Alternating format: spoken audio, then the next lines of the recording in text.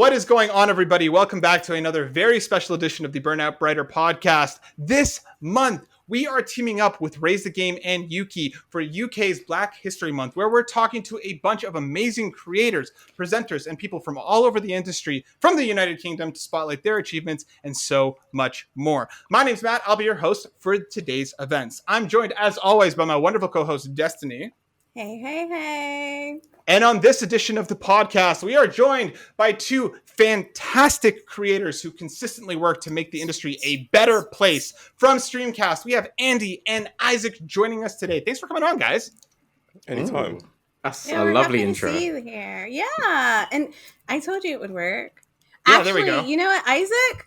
Your smile is just so amazing today. Like, wow, you just look so happy. Thank you. Thank you so much. Andy, you're seeming so professional. You've made zero mistakes so far, which I can't speak for myself. Look at you. You're killing it. I know. I'm used to it doing my own podcast, so it's fine. Guys, if somebody somehow missed your past appearances on our show and doesn't know who you are, I'm going to go to Isaac this time. Isaac, can you tell me a little bit about Streamcast and what you guys do? So we are a UK-based, podcast. We also do YouTube shows. We do live streams on Twitch, on YouTube sometimes, and basically anything that's gaming related, we want to cover it. So we were just at EGX. We're looking forward to going to Comic-Con, and we're just very pro-Black. So we want to support Black content creators. We want to support Black, games coming out, and just as Isare said, we're rooting for everyone Black, and yes, I love that moment. That is our energy, really. For the culture. Do it for the culture. It's so awesome watching you guys do what you do because your podcast is always so consistently engaging. It's so much fun to listen to, and you guys are just constantly crushing it. So, Andy, I'm going to come over to you next. Tell me a little bit about the origins of Streamcast. How did you and Isaac meet? How did things get going? Where did it all begin? So, Isaac and I are actually friends for over 10 years at this point.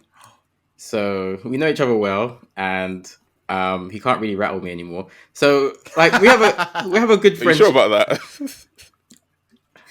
Don't push me. So, in the mid-teens, 2013 around, I am looking on YouTube. I'm looking into gaming, trying to get back into the pastime, and I'm seeing the same faces. And there was only really one or two Black people making waves, and they were doing it making fun of Black people and making fun of their Blackness. And that's just something I couldn't get behind. So I knew I wanted to do something different, like being Black and being proud to be Black. And it's crazy that was a novel idea in 2010, but that was the long-term goal. And I was into anime as well, still am. I'm into a lot of different nerdy habits and pastimes, and I really wanted to single it down to just one. Isaac, I know, is a great gamer in his own right, and we have a lot of games in common, so I approached him with the idea for Streamcast, and he said yes. He got the vision, and 3 years later we're putting out great content, as people have been saying, and it's been an enjoyable ride. We'll never go back. Aww, it's kind of like our story, except without the 10 years.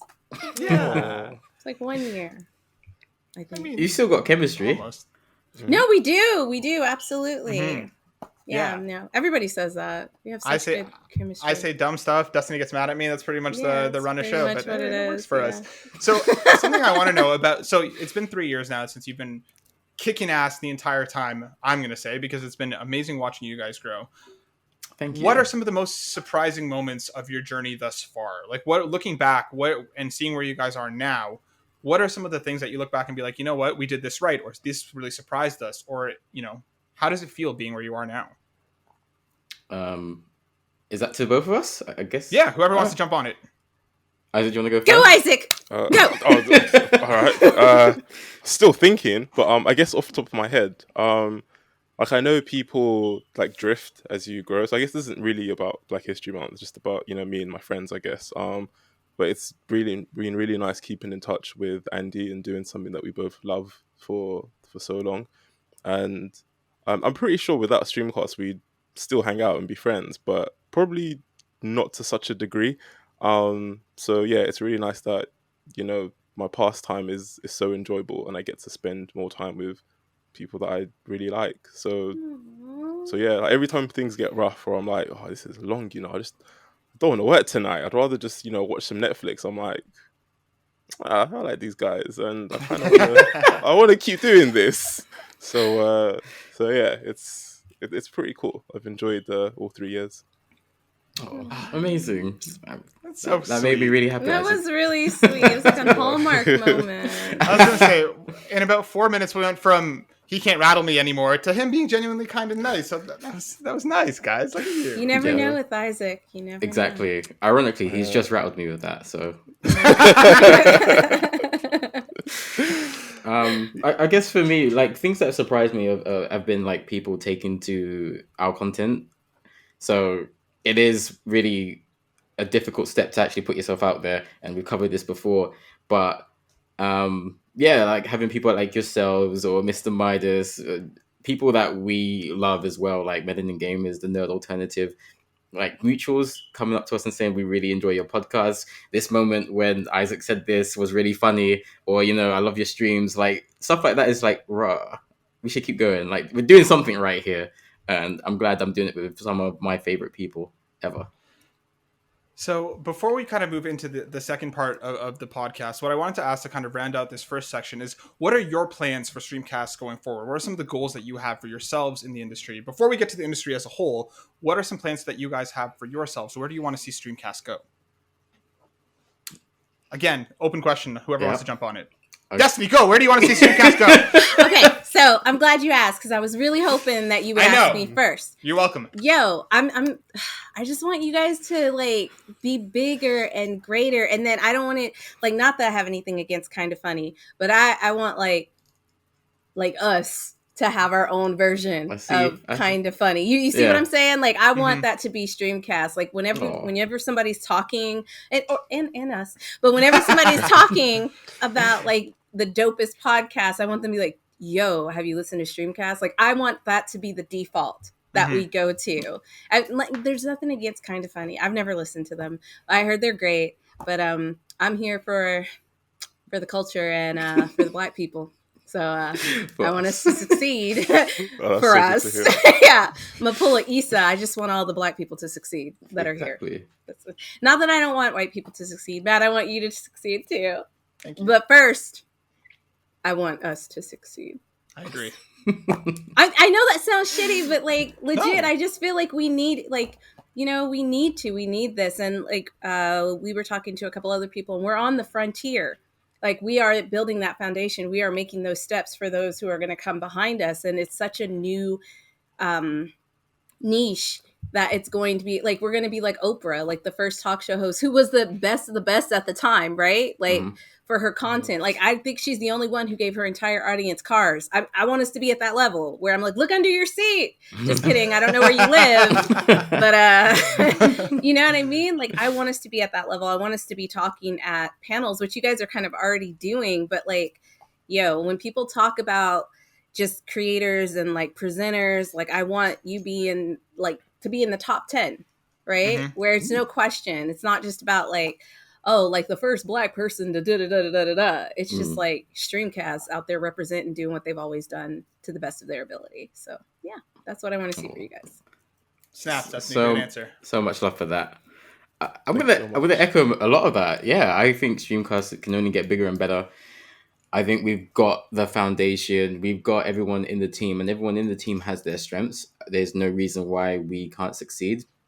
I think we've displayed over the past few years that we have the ability to entertain, inform, and educate when it comes to gaming. And yeah, that's the long-term goal. We want to take down massive corporations like IGN and GameSpot. So that's where we want to be. Interviewing people like Corey Barlog, interviewing people like Christopher Judge, like people on that level who make our favorite games, and just asking them, what made you make games? Did you know your game affected us that much? So yeah, that's where I see us being bigger and getting more free stuff. Yeah. Hey, love the swag. Honestly, I just want to interview Jason Momoa. Like that is goals for me. That would be cool. That would be so dope. I probably wouldn't be able to handle myself. I But that just would want to be watch goals. Destiny interview Have a Jason Momoa. meltdown. Yeah. Isaac, what about you? Again, I've got to echo what Destiny and Andy have said. Really, just continue growing. And I guess just being consistent with new projects, because a lot of the time we'll get ideas and then like they either take a little bit too long to happen. And yeah, no, I just want to be a bit more consistent and like more like proactive with the content that comes out, because like Andy Mhm. said, things are going well and just get more out, be more consistent. Just think for me it's the little goals, because I know they add up to something big. If I try to look at the big picture, I'll just be like, oh, this is too much, and I might shy away. But Right. just small goals, consistency. And then I'll let Andy, who is the brains and the head of the operation, think about the 5 years. I'm just gonna keep it small. Well, I have no doubt in my mind that you guys are going to do it. You guys are going to continue to blow up bigger and bigger. And I mean, I can't wait to see it happen. And we're going to be cheering from the rafters. And like I said, when we come to the UK, we're going to be all over the place with you guys. So get ready. It's going to happen. Can So I for say this- something Can't wait. weird? Sorry, Yeah. before you cut off. I'm just so glad that when you took that sip, you didn't slurp. Okay, I know that sounds weird, but I was just saying. There you go. There's And a this slap. guy, he he slurps every time he takes a sip, and I'm like, just mute Go on, yourself. do it, Matt. Do it. No. Let's hear you slurp. Go It on. doesn't work with the straw Yeah. very well. Oh. I don't like slurping. Oh my god. So yeah, Oh, did you choke? Because Oh, that's what oh, you no. get. Ooh, that's is that karma? Again, I do this to myself most of the time. Yeah, I was So just go on, Matt. Go ahead, Andy. I was just gonna add on to that. Yeah, as an editor, I really hate stuff like that, so I try not to do it. Yeah. You're over here No, like, it's- boop, boop, boop. Like, calm down. I can't know quite you're not take it that out. thirsty. Right? Especially if somebody else is talking or they're kind of mid-sentence Yeah. when doing it. Yeah, God, Yeah. Lord, I know. But guys, for the second part of the show, what I wanted to ask you about, and Andy, I'll throw to you first. What are some of the bigger changes that you want to see in the industry as it continues to change and evolve? What do you want to see out of the industry happen over the next little while? What are your kind of biggest wishes for where things can go? It's a very simple answer, but I want to see more Black people involved. If you go on our website, it's one of the things I say that I want to see going forward, and we have made significant steps forward, but it's not enough. It's great that we're seeing games like Deathloop, and we're seeing, I can't remember what the Xbox game was. I think Redfall. Redfall. Yeah, that was it. Redfall. Mm. That's great, but it's not enough. Those are 2 games, and those are co-op games.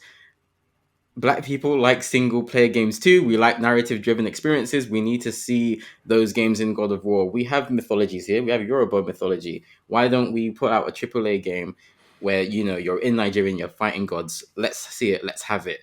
I think people need to stop being afraid of making a game for Black people in the fears of alienating the rest of humanity. I think make a kick-ass game and people are going to play it regardless. Like, we were at EGX just the last weekend, and there were more white people there than any other type of people playing Deathloop. So, if you make a great game, people will come out and play.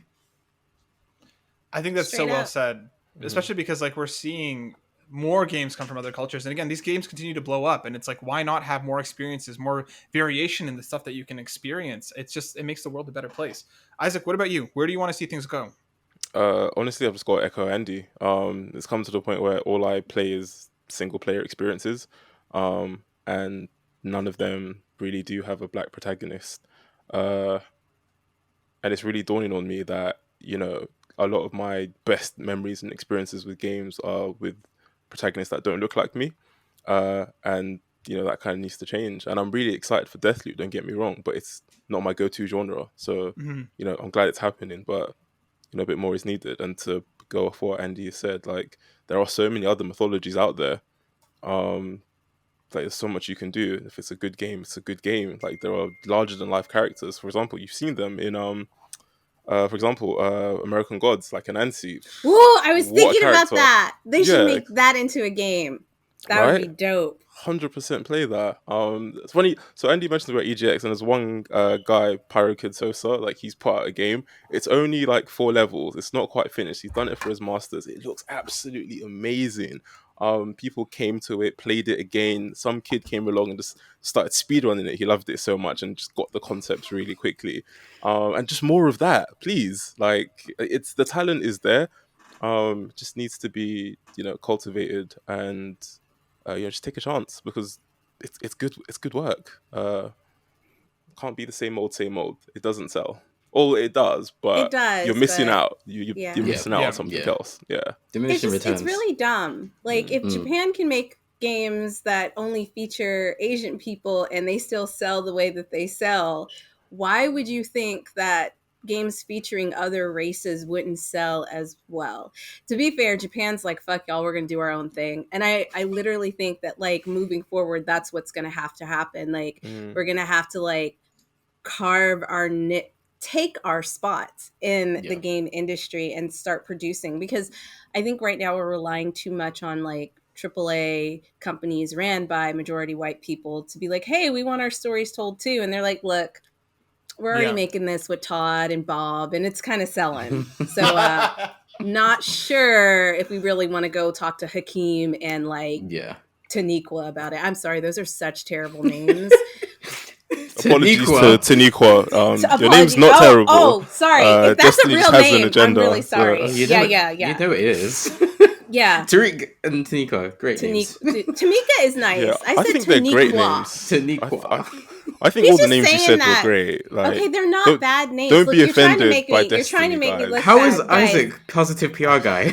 I know. Right? He's only really repping the female name, though. Did you notice that? He didn't say nothing about the guy's name. I see you. I just forgot the guy's name. I'll be honest. See, because you don't care. Sorry, see? I forgot the name. I see. Hakeem. Hakeem, I apologize for me and for Destiny. I don't know if Destiny means it, but I do mean it. I've got your back, bro. I do. I mean it. I was just trying not to pick like two. Like if I said like Tiffany, you guys be like, what? So I was trying to pick, Guys, I'm done. Moving on. Sorry. I am sorry if I offended anybody whose name is Hakeem or Taniqua. I actually like the name Hakeem. I don't know anybody named Taniqua. I made that up off the top of my head. But if that is your name, rock it. I mean, would you call your son Hakeem if you like it so much? Nice. Awesome. Yeah. You heard it here first, Why are you guys. trying to throw me under Destiny's the bus, firstborn will be called Hakeem. I love that. Hakeem Matt. I'm claiming second name. Hakeem Matt. Yes. I'm claiming the middle name. All right. I hate you guys. I hope you guys are right, and I hope that these things do come to fruition more and more. So, guys, going into this last section of the podcast, what we wanted to talk to you about and ask each one of you about is about a historical Black figure who has inspired you or made an impact in your life in some way, shape, or form, or someone that you think deserves to be shouted out. And we want to educate some people. We want people to learn about historical Black figures as well as learning about you guys. So, Isaac, I'm going to go to you first this time. Can you tell me about a historical Black figure that has inspired you or made a difference to you in some way, shape, or form?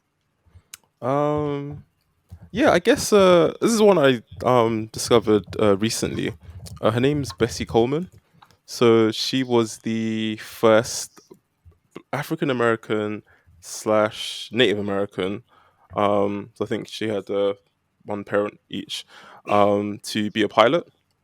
And there was a time where you just, it wasn't allowed. If you were Black or a woman, you weren't allowed to be a pilot. And she was like, nah, none of that. That's not happening. So to make all her dreams come true, because that was her thing, like nothing's gonna stop me. That's something that I really admire about her. She decided to learn French, which is no small task, because I was garbage at French. Yeah. All I know is je m'appelle, and that will not get me anywhere. Comment ça va? Yeah. Can I just say something really quick for the people? So basically in the United States, it was heavily like racial during that time.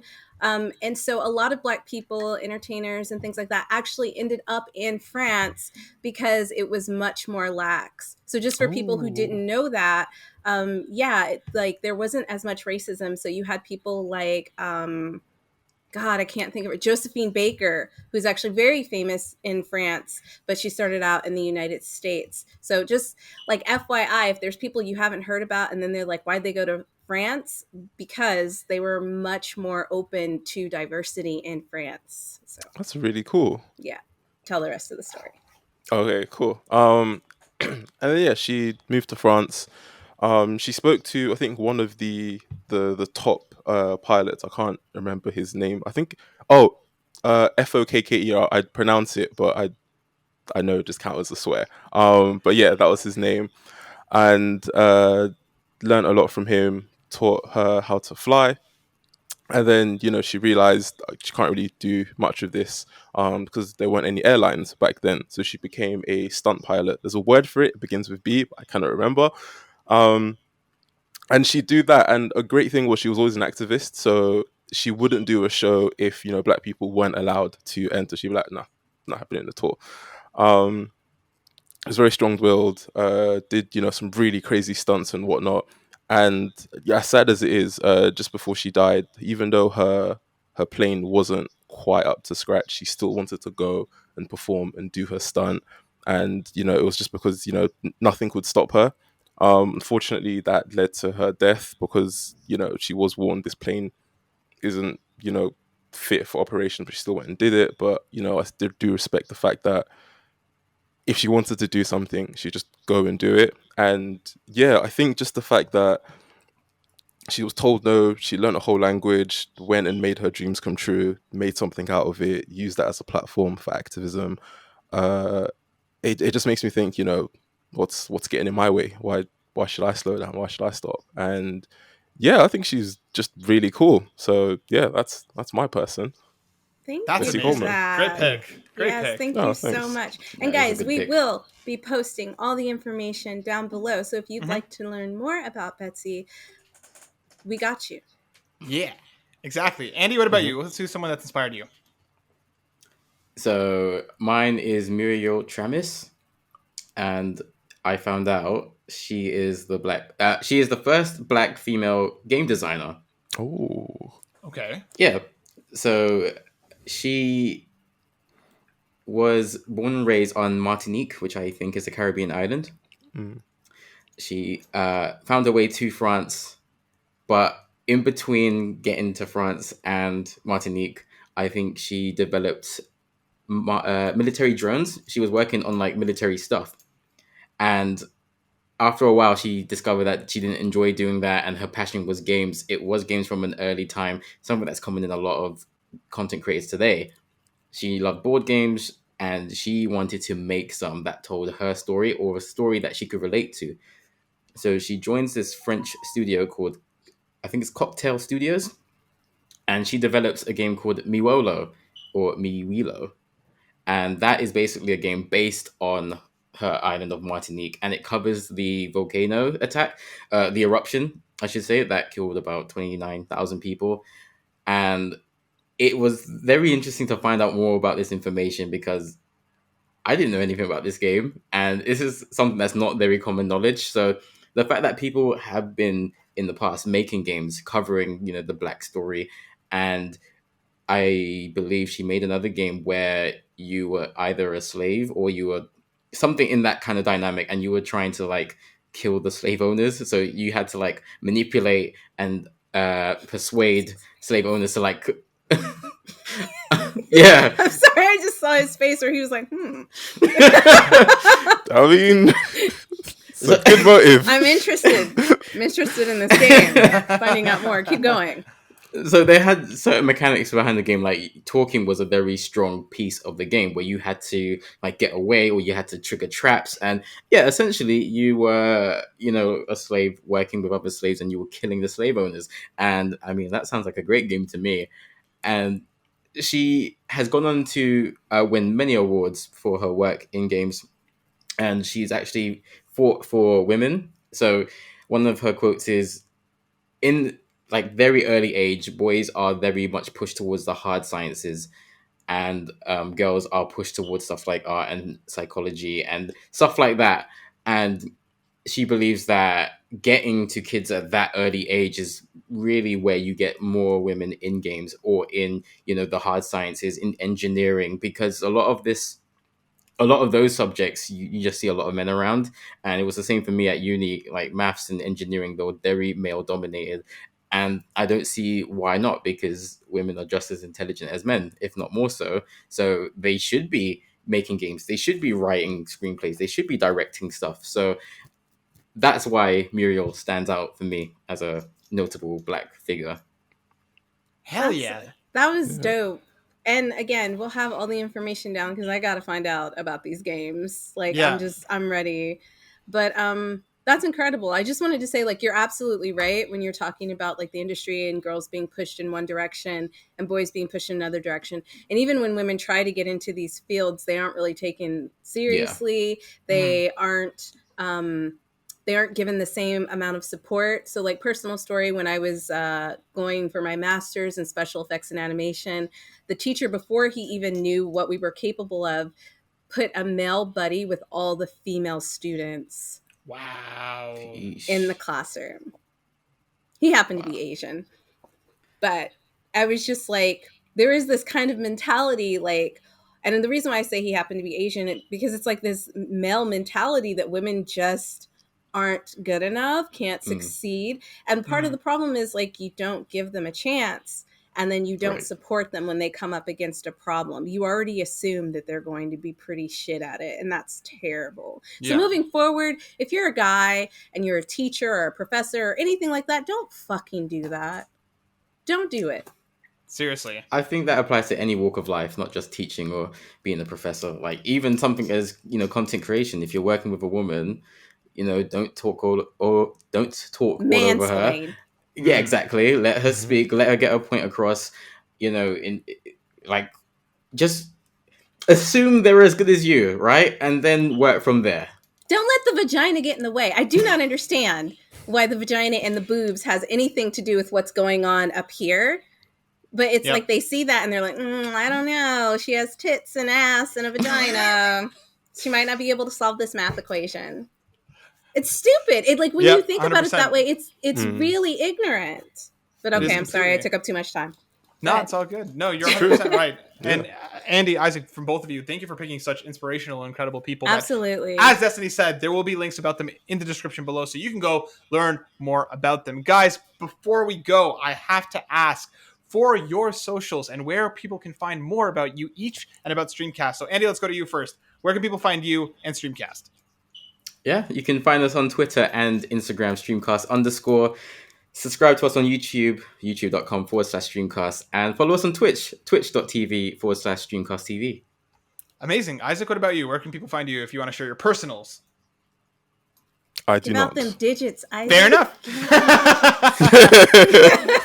Yeah, we'll have your social security number, your address, driver's license would be great. Isaac, at least drop your Twitter handle. Okay. It is Pasta Bake. I don't really post there much, but yeah. He likes other people's Follow stuff. me. He does like other people's stuff. He is active on there. Stuff, yeah. And Andy, what about your personal? Blackamura. Black Amura. Blackamura on Twitter. Such a cool name. Such a cool name. It's so dope. It really, is. I love it so much. He was just like black, and I was like, oh, it's intense. All right, guys. So make sure you go over to Streamcast and give them a follow. Make sure you're following the amazing work that they're doing. Once again, a massive thank you to RaiseTheGame and Ukie for partnering with us on this incredible project. We're having a blast doing it. Make sure you go check out the other episodes. There's so much incredible people for you to learn about. So make sure you go do that. For Streamcast and Team Burnout, we'll see you on the next one. Bye. Peace out. Bye.